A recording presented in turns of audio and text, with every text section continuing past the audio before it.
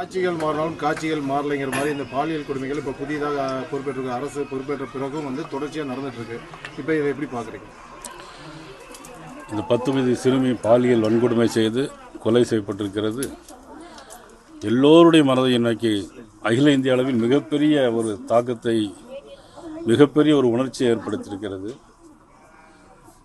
மிக மிக ஒரு மோசமான, மிக மிக ஒரு கேவலமான ஒரு சம்பவம் கோயம்புத்தூர் அருகே சூலூரில் நடைபெற்று முடிந்திருக்கிறது. ஆட்சி பொறுப்பை ஏற்ற பிறகு இனி நல்ல ஆட்சி வரும் என்று மக்கள் வாக்களித்தார்கள். தொடர்ந்து அதே நிலைமை இப்பொழுது நீடித்திருக்கிறது. மிகவும் ஒரு மோசமான சூழ்நிலை, சட்டம் ஒழுங்கு.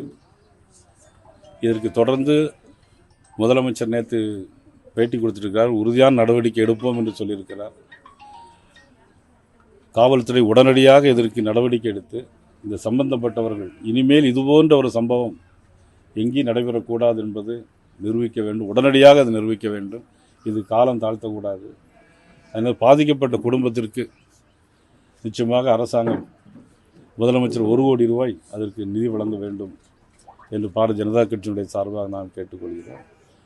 நானும் மத்திய இணையமைச்சர் மாண்புமிகு முருகன் அவர்களும், முன்னாள் சட்டமன்ற உறுப்பினர் சேலஞ்சர் துறை, நம்முடைய மாவட்ட தலைவர் ஹரி மற்றும் கோபி உள்பட பாரதிய ஜனதா கட்சியை சேர்ந்தவர்கள் எல்லோரும் இன்றைக்கு நேற்று முன்தினம் கட்சியின் சார்பாக இயன்ற உதவியை நாங்கள் செய்திருக்கிறோம்.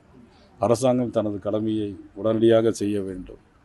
1 கோடி ரூபாய் இந்த குடும்பத்திற்கு நிதி வழங்க வேண்டும். தொடர்ந்து திமுக ஆட்சியில் நடந்த அதே சம்பவம் இப்பொழுது தொடர்ந்து நடைபெற்று கொண்டிருக்கிறது.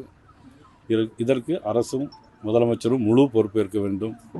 தொடர்ந்து இனிமேல் இது மாதிரி சம்பவம் நடைபெறாமல் இருப்பதற்கு, இன்னும் கஞ்சா போதைப் பொருட்கள் பழக்கத்திலே இருக்கிறது, அதை உடனடியாக அரசாங்கம் பொறுப்பேற்று, இந்த சம்பவத்திற்கு பொறுப்பேற்று உடனடியாக நடவடிக்கை எடுக்க வேண்டும். இந்த பாதிக்கப்பட்ட குடும்பத்திற்கு 1 கோடி ரூபாய் நிதி வழங்க வேண்டும் என்று கேட்டுக்கொள்கிறேன். இப்போ இது மாதிரி ஒவ்வொரு சம்பவங்களும் அரங்கேறிய பிறகு தான் சட்ட ரீதியாக நடவடிக்கை எடுக்கப்படும் சொல்கிறாங்க. ஆனால் இது போல சம்பவங்கள் நடக்காமல் இருக்கிறதுக்கு இது வரைக்கும் சட்டங்கள் மாற்றப்படவில்லை. இப்போ அதுக்கான சட்டங்கள் இது மாதிரி தப்பு செய்கிறவங்களுக்கு அது மாதிரி கடுமையான தண்டனை கொடுக்கணும் அப்படிங்கிறது தான் மக்களோட வேண்டுகோளாக இருக்குது. இப்போ அதுக்கான சட்டங்களை மாற்றுறதுக்கு மத்திய மாநில அரசுகள் எது போன்ற சட்டங்களை இயற்றணும்னு சொல்லி நினைக்கிறீங்க? நேற்று தினம் நானும் அமைச்சரும் டெல்லியில் இருந்தோம். ஏற்கனவே சட்ட அமைச்சரிடம் இது குறித்து பேசியிருக்கிறோம்.